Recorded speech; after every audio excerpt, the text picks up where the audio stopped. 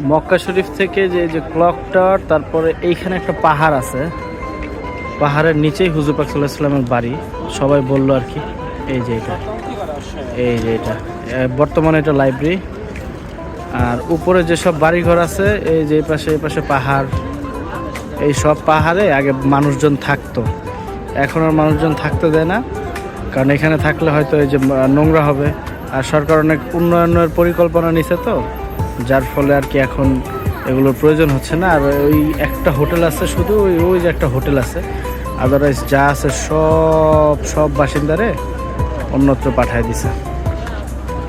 আর এটা হলো হুজুর পাক সাল্লাল্লাহু আলাইহি ওয়াসাল্লামের বাড়ি। আগে তো এরকম ছিল না, পরবর্তীতে আর কি এটা লাইব্রেরি বানানো হয়েছে, এই জায়গায় ছিল বাড়ি। আর ঠিক তার এই যে অপোজিট সাইডেই আবু জাহেলের বাড়ি, ওইটা এখন বর্তমানে টয়লেট। এই যে এটা ছিল আবু জাহেলের বাড়ি, এখন হলো এটা টয়লেট।